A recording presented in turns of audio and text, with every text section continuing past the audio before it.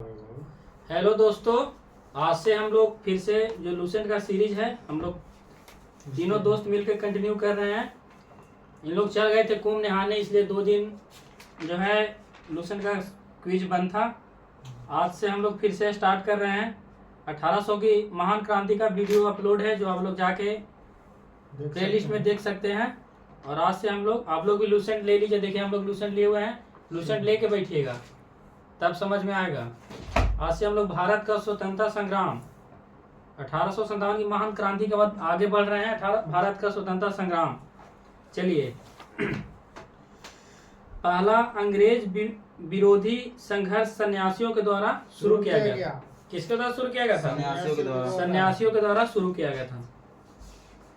1887 में दादा भाई नौरोजी ने इंग्लैंड में भारतीय सुधार समिति की स्थापना की। कौन समिति? भारतीय सुधार समिति की समिति दादा भाई नौरोजी। क्वेश्चन पूछता है कि भारतीय सुधार समिति की स्थापना कौन किए थे और कहाँ किए थे? तो दादा भाई नौरोजी इंग्लैंड में। 1887 ईस्वी के दिन 1887 ईस्वी के बाद ब्रिटिश सरकार का रुख कांग्रेस के प्रति कठोर होता चला गया। कांग्रेस का गठन कब हुआ था? 1885 में। उस समय वायसराय कौन था? लॉर्ड डफरिन वायसराय था। कब? 1885 में। तब 85 में गठन हुआ तो उस समय ब्रिटिश सरकार का रुख कांग्रेस के प्रति कठोर नहीं था। लेकिन जब 1887 के बाद कांग्रेस के प्रति उसका रुख कठोर होता चला गया। 2 साल बाद। हाँ, नौरोजी दत्त एवं वाचा। दादा भाई नौरोजी एगो दत्त थे एगो वाचा धन निष्कासन के सिद्धांत का प्रतिपादन किया। कौन किसका निष्कासन? धन निष्कासन। 3 व्यक्ति मिल गए। दादा भाई नौरोजी ने धन का प्लान सिद्धांत का वर्णन अपनी पुस्तिका poverty and British rule in India. Question पूछता है कि poverty and British rule in India किनके द्वारा लिखा गया था? दादा भाई नौरोजी। कई बार एग्जाम में क्वेश्चन आया है। ब्रिटिश हाउस ऑफ कॉमन्स का चुनाव लड़ने वाला प्रथम भारतीय कौन थे? डब्ल्यू.सी. बनर्जी, जिनको भूमेश्वर बनर्जी बोला जाता है। लेकिन ये चुनाव हार गए थे। क्या हुआ था? चुनाव हार गए थे। अच्छा, भूमेश्वर बनर्जी से एक और महत्वपूर्ण घटना है कि कांग्रेस का जो प्रथम अधिवेशन हुआ था उसके अध्यक्षता कौन किए हैं? भूमेश्वर बनर्जी। कौन? भूमेश्वर बनर्जी। लेकिन ये चुनाव तो हार गई, लेकिन फिर ब्रिटिश हाउस ऑफ कॉमन्स के सदस्य चुने जाने वाले प्रथम भारतीय कौन बने? दादा भाई नौरोजी। ये चुनाव जीत गए थे लिबरल पार्टी के उम्मीदवार के रूप में। किस पार्टी? लिबरल पार्टी के उम्मीदवार के रूप में। फिंसवरी से। कहाँ से? फिंसवरी। और इसे पूछा गया था 1892। कब? 1803 में कांग्रेस के अध्यक्ष बने दादा भाई नौरोजी। कब? एक बार 1886 में, 1892 में, नहीं 92 नहीं 93 में, 1993 1906 3 बार। 92 में तो वहाँ चुनाव जीते थे। 1886, 1893, 1906। 92 में फिंसवरी से। हाँ वहाँ 93 से है वो 1800। चलिए आगे रहिए। लॉर्ड कर्जन ने 20 जुलाई 1905 को बंगाल विभाजन निर्णय की घोषणा की। क्वेश्चन पूछेगा कि लॉर्ड कर्जन ने बंगाल विभाजन घोषणा कब की? 20 जुलाई 1905 को। बंगाल विभाजन के विरुद्ध 7 अगस्त 1905 को कलकत्ता के टाउन हॉल में, कहाँ? कलकत्ता के टाउन हॉल में स्वदेशी आंदोलन घोषणा की गई। बंगाल विभाजन के विरुद्ध में स्वदेशी आंदोलन चलाया गया 7 अगस्त 1905 को। बंगाल विभाजन 16 अक्टूबर 1905 को प्रभावी हुआ। बोलेगा कि कब से बंगाल विभाजन प्रभावी हुआ? 16 अक्टूबर 1905 को। लेकिन निर्णय कब लिया गया था? 20 जुलाई 1905 को। और स्वदेशी आंदोलन 7 अगस्त 1905 को। तीनों डेट याद रखना है। 20 जुलाई, 7 अगस्त, 16 अक्टूबर। 16 अक्टूबर 1905 को पूरे बंगाल में शोक दिवस मनाया गया। कौन दिवस? शोक दिवस। हाँ, रविन्द्रनाथ टैगोर के आह्वान पर इस दिन को राखी दिवस के रूप में मनाया गया। कौन दिवस? राखी दिवस। शोक दिवस बोले, राखी दिवस बोले, सब 16 अक्टूबर 1905 को। स्वदेशी आंदोलन में वंदे मातरम, विभाजन नहीं चाहिए एवं बंगाल एक है आदि नारे लगाए गए। कौन? तो रविन्द्रनाथ टैगोर। हाँ, बंगाल विभाजन में 3 तरह के नारा लगाया गया। वंदे मातरम, विभाजन नहीं चाहिए, बंगाल एक है। स्वदेशी आंदोलन का विचार सर्वप्रथम कृष्ण कुमार मित्र के पत्र संजीवनी में 1905 में प्रस्तुत किया गया। बोलेगा स्वदेशी आंदोलन चल रहा था 7 अगस्त से। कब चल रहा है? 7 अगस्त 1905 को। सर्वप्रथम कृष्ण कुमार मित्र थे, उनके पत्र में आया था। संजीवनी पत्र निकालते थे, उसमें सर्वप्रथम विचार किए थे स्वदेशी आंदोलन का। आंध्र के डेल्टा इलाकों में, जो आंध्र प्रदेश है भी, आंध्र के डेल्टा इलाकों में स्वदेशी आंदोलन को वंदे मातरम आंदोलन के नाम से जाना जाता था। आगे जाओ। स्वदेशी आंदोलन का नेतृत्व दिल्ली में जब बोलेगा तो सैयद हैदर रजा। हाँ, मद्रास दिल्ली में कौन किया था? सैयद हैदर रजा। मद्रास में चिदम्बरम पिल्ले, हाँ, पूना मुंबई में तिलक, पंजाब में लाला लाजपत राय। याद रखना है। 1906 में कलकत्ता में हुई कांग्रेस के अधिवेशन की अध्यक्षता करते हुए दादा भाई नौरोजी ने पहली बार स्वराज की मांग प्रस्तुत किया। जब बोलेगा ये तो स्वदेशी आंदोलन तो हो गया ना, स्वदेशी और स्वराज में अंतर है, याद रखना।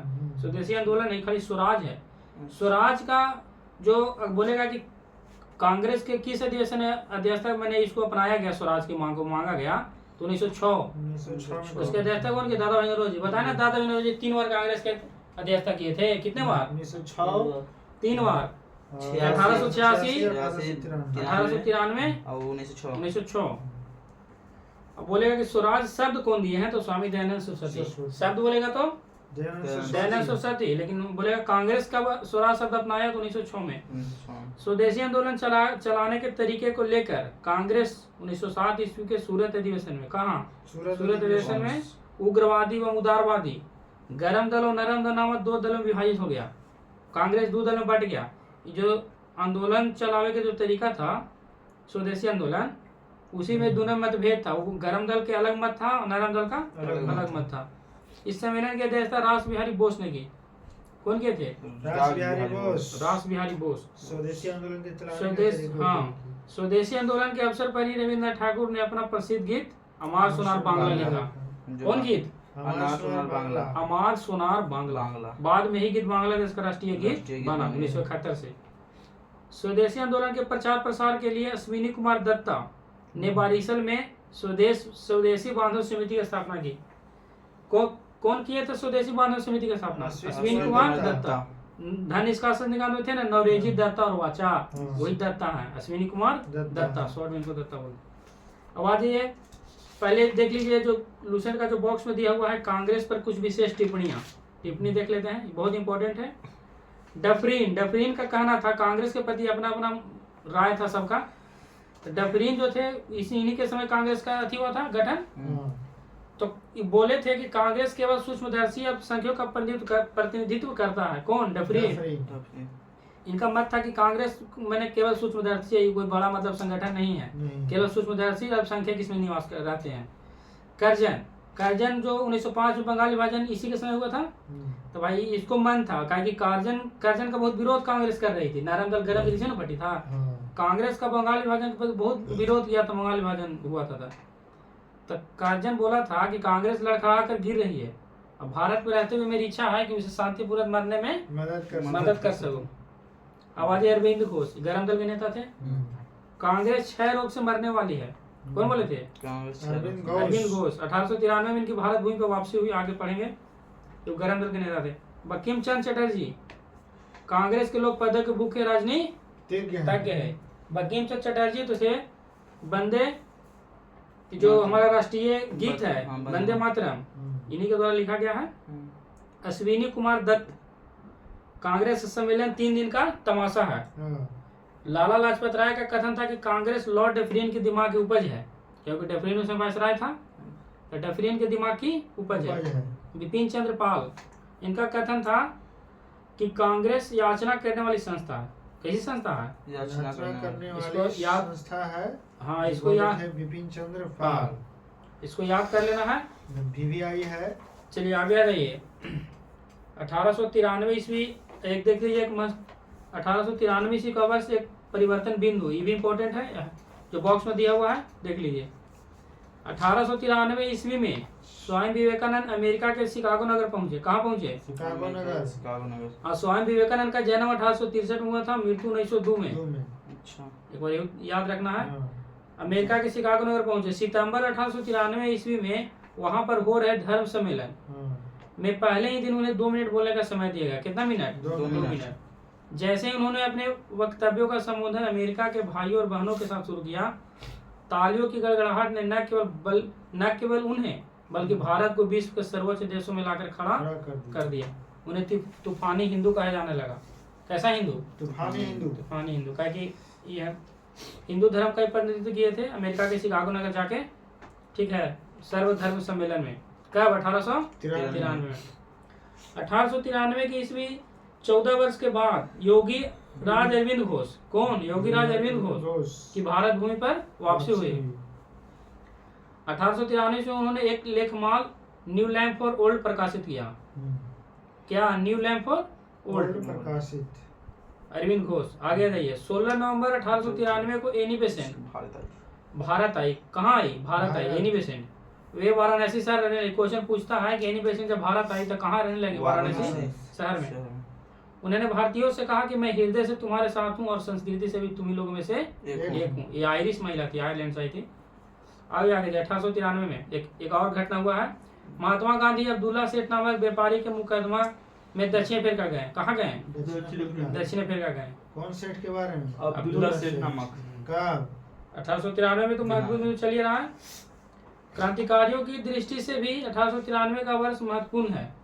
ठीक है। नासिक में चपेकर बंधुओं ने एक गुप्त संस्था society for the removal of obstacles to the Hindu religion स्थापित की। याद रखिएगा। आगे आ जाइए। बंगाल में क्रांतिकारियों का पहला प्रमुख संगठन अनुशीलन समिति। कौन सा समिति? बंगाल में चलाया था अनुशीलन समिति, जिसकी स्थापना 24 मार्च 1903 को हुई। इसके संस्थापकों के अनुरोध पर बैरिस्टर प्रथमनाथ मित्र इसका नेतृत्व संभाला। कौन इसका नेतृत्व संभाले? प्रथमनाथ मित्र। इसको पी मित्र भी कहा जाता है। शॉर्ट में पी मित्र कहा जाता है। इसका मुख्यालय कहाँ था? कलकत्ता में। इसके प्रथम कार्यकारिणी के 5 सदस्य थे। प्रथमनाथ मित्र अध्यक्ष बने थे। चित्तरंजन दास, अरविंद घोष, सुरेंद्र नाथ ठाकुर, सिस्टर निवेदिता कार्यकारिणी की सदस्य थी। 1906 में अनुशीलन समिति का पहला सम्मेलन कोलकाता में हुआ। कहाँ हुआ? कोलकाता में। बंगाल से संबंधित है थी अनुशीलन समिति। अनुशीलन समिति का मुख्य उद्देश्य था खून का बदला खून। क्वेश्चन पूछता है किनका मुख्य उद्देश्य था खून का बदला खून? था अनुशीलन समिति का। आगे चलकर बरिंद्र कुमार घोष, अविनाश भट्टाचार्य एवं भूपेंद्र नाथ दत्त का गुट अनुशीलन समिति पर प्रभावित हो गया। मैंने इन लोग भी इसमें शामिल हो गए और उन्होंने आंदोलन को और उगता प्रदान की। तीनों गरम दल के नेता थे। इन लोगों ने 1905 में भवानी मंदिर नामक पहली पुस्तक प्रकाशित किया। बोलेगा भवानी मंदिर पुस्तक का प्रकाशन कौन किया है? तो तीनों का नाम आएगा। बरिंद्र कुमार घोष, अविनाश भट्टाचार्य और भूपेंद्र नाथ दत्त। बीच में बरिंद्र कुमार घोष, अविनाश भट्टाचार्य, भूपेंद्र नाथ दत्त। इन लोगों ने 1905 में भवानी मंदिर हो गया। आगे जाइए। भवानी मंदिर नामक पहली पुस्तक प्रकाशित की, जिसमें कहा गया क्रांतिकारी राजनीतिक सन्यासी का जीवन तब तक बिताएं जब तक कि वो स्वाधीनता प्राप्त न हो। ठीक है सर। अक्टूबर 1907 में अविनाश भट्टाचार्य द्वारा प्रकाशित वर्तमान रणनीति उनकी दूसरी पुस्तक थी। पहला था भवानी मंदिर, दूसरा वर्तमान रणनीति, जिसमें कहा गया कि भारत की स्वतंत्रता प्राप्ति के लिए फौजी शिक्षा और युद्ध आवश्यक है। इसके लिए छापामार युद्ध अपनाने के लिए कहा गया। कौन सा युद्ध? छापामार युद्ध।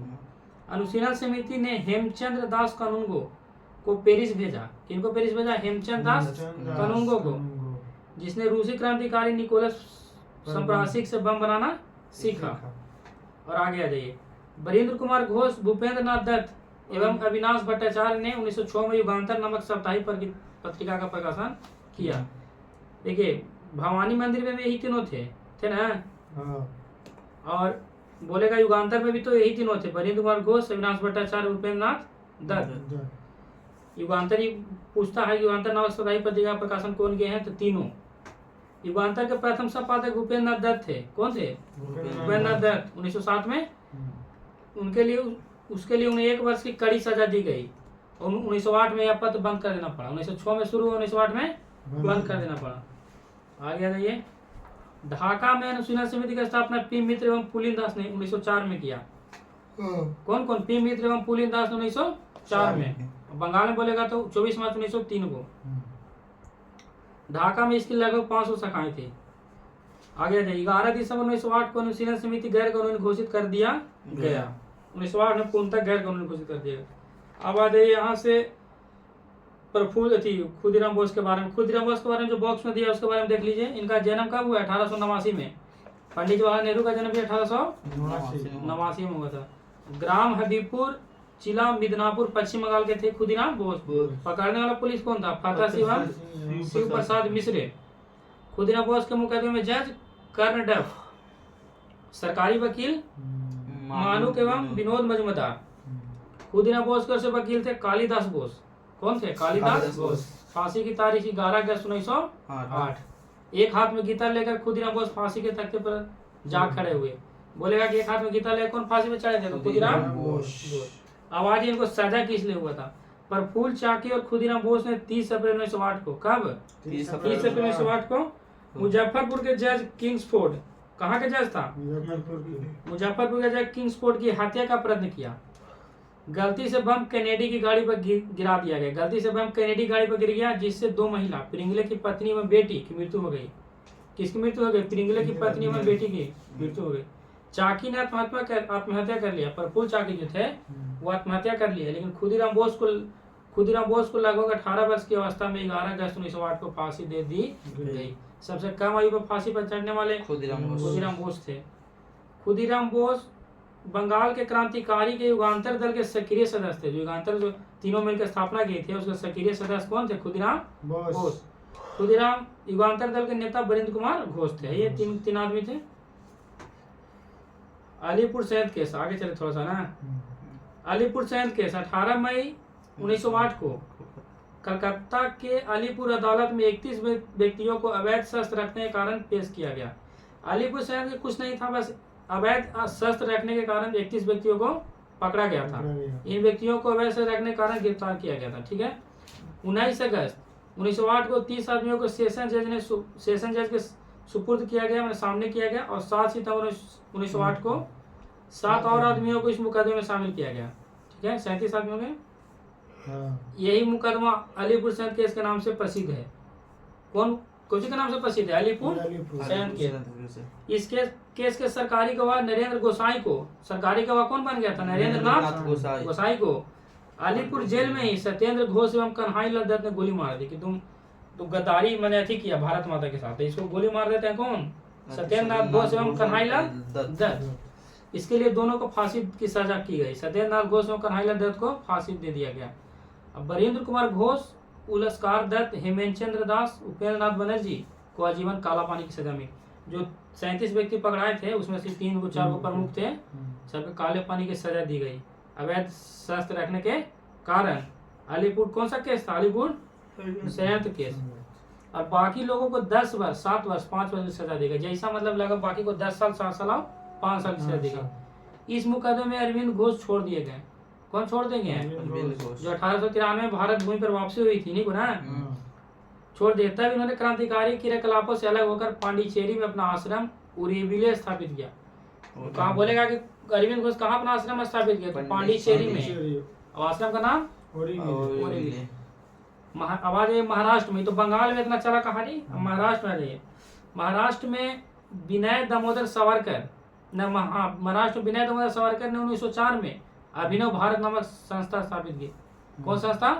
अभिनव भारत। बंगाल में बोलेगा तो अनुशीलन समिति। महाराष्ट्र में था अभिनव भारत। अभिनव भारत संगठन के सदस्य पीएन बापट बम बनाने की कला सीखने के लिए पेरिस गए। कहाँ गए? पेरिस। उसमें से गए थे हेमचंद्र दास कानूनगो अनुशीलन समिति से, इससे गए पीएन बापट। ठीक है। विनय दामोदर सावरकर के बड़े भाई गणेश सावरकर ने देशभक्ति से पूर्ण कुछ कविताएं की रचना की। कैसा कविता? देशभक्ति कविता। जिसके कारण नासिक के जज जैक्सन ने उन पर राजद्रोह का आरोप लगाकर, कैसा आरोप लगाया? राजद्रोह का। नासिक के जज उस समय जैक्सन था, जो राजद्रोह का आरोप लगाकर 8 जून 1909 को आजीवन निर्वासन का दंड दिया। उनके बड़े भाई को गणेश वासुदेव सावरकर को आजीवन निर्वासन का दंड दे दिया नासिक के जज। इस सजा को समर्था अनुचित मानकर अभिनव भारत जो सोसाइटी थी, इस सजा से एकदम नाखुश थी। उसने जैक्सन से बदला लेने को सोचा। जैक्सन से बदला लेने का विचार किया। कौन? अभिनव भारत जो संगठन था। जैक्सन के विदाई समारोह में, जैक्सन का विदाई होने वाला था कुछ दिन बाद ही, 8 जून 1909 को आजीवन कारावास की सजा दिया। अब 21 जनवरी 1909 को उसको विदाई होना था। ठीक है। विदाई की रात को एक नाटक खेला जा रहा था, विदाई समारोह मनाया जा रहा था। जो ही जैक्सन इसे देखने के लिए फाटक पर पहुंचा, जैक्सन फाटक पर पहुंचा, अनंत लक्ष्मण कन्हरे ने उन्हें गोली मार दी। कौन? अनंत लक्ष्मण कन्हैया। जैक्सन को गोली कौन मारे? अनंत लक्ष्मण कन्हैया। अब मुजफ्फरपुर के जग किंग स्पॉट पे कौन हमला किए थे? प्रफुल्ल चाकिया खुदीराम बोस। और नासिक के जज के बोलेगा जैक्सन के अनंत लक्ष्मण कन्हैया। जैक्सन की हत्या के अभियोग में अनंत लक्ष्मण कन्हैया, कृष्णजी गोपाल कर्वे और विनय नारायण देशपांडे को 19 अप्रैल 1911 को फांसी दी गई। यहीं तक आज रहने दे, यहीं तक रहने देते हैं। बाकी थोड़ा सा एक शॉर्ट रिव्यू कर लेते हैं, क्वेश्चन कैसे पूछ सकता है। सबसे पहला क्वेश्चन पूछेगा कि पहला अंग्रेजी विद्रोही संघर्ष किन के द्वारा शुरू किया गया था? सन्यासियों के द्वारा। ठीक है। भारतीय सुधार समिति की स्थापना कौन किए हैं? दादा भाई नौरोजी। एक शॉर्ट रिव्यू खाली सुन देख लेते हैं। ठीक है। धन का पलायन सिद्धांत कौन दिए हैं? Dadabhai Naoroji, poverty and British rule in India पुस्तक में। ठीक है।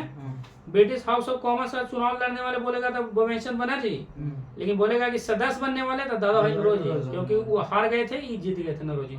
फिर इस बारी से 1892 में चुनाव जीते थे लिबरल पार्टी से। कौन? दादा भाई नौरोजी। आज एक बंगाल विभाजन का निर्णय बोलेगा तो 20 जुलाई 1905 को। उसी के विरुद्ध में स्वदेशी आंदोलन बोलेगा तो 7 अगस्त 1905 को। लेकिन जो ही बोलेगा कि प्रभावी कर हुआ बंगाल विभाजन 16 अक्टूबर 1905।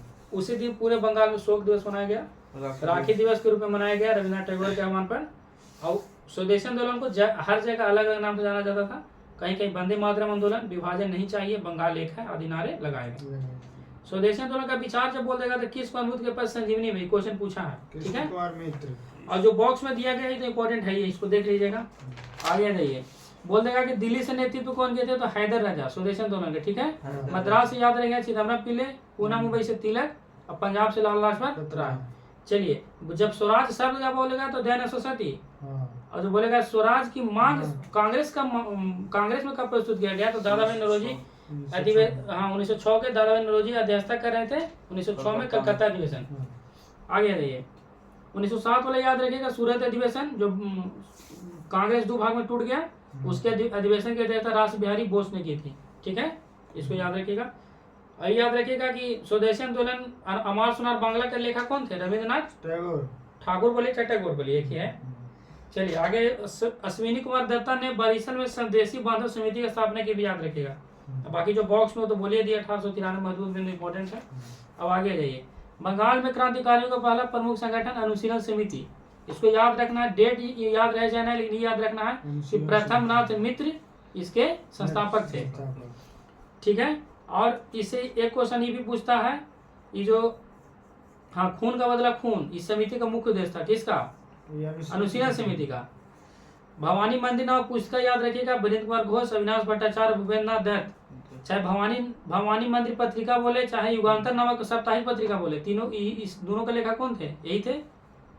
कौन? वीरेंद्र कुमार घोष, अविनाश भट्टाचार्य, भूपेंद्र नाथ दत्त। याद रखिएगा। चलिए, और क्वेश्चन पूछता है फिर यहाँ से आ जाइए उसके आगे। ये पूछता है कि मुजफ्फरपुर बीपीएससी क्वेश्चन भी आया हुआ है टीचर वाला बहुत सारे एग्जाम में, कि मुजफ्फरपुर के जज किंग्सफोर्ड की हत्या का प्रयत्न कौन किए थे? तो प्रफुल्ल चाकिया खुदीराम बोस। 30 अप्रैल 1908 को। 30 अप्रैल याद रहे चैनल 1908 ईस्वी याद रहना चाहिए। और ये याद रखना चाहिए, ये याद भी रहना चाहिए कि एक हाथ में गीता लेकर फांसी के फंदे कौन चढ़े थे? खुदीराम बोस। अभी याद रखिएगा कि उन्हें फांसी दी गई 11 अगस्त 1908। हम लोग आजादी स्वतंत्रता दिवस कब मनाते हैं? 15 अगस्त को। उससे 4 दिन पहले 11 अगस्त 1908 ईस्वी को इन्हें फांसी दी गई। और याद रखिएगा आगे चल के फिर अलीपुर संयंत्र केस याद रखिएगा, 1908 में हुआ है। ठीक है। क्वेश्चन फिर यहाँ से पूछेगा कि अरविंद जो घोष थे, ये पांडिचेरी में अपना आश्रम जो स्थापित, उसका नाम क्या था? ओरेबिले याद रखिएगा, ये क्वेश्चन पूछता है। हाँ, फिर अभिनव भारत, बहुत वीवीआई क्वेश्चन है। अभिनव भारत की स्थापना 1904 में कौन किए हैं? बीडी सावरकर। महाराष्ट्र में ये संगठन था। ठीक है।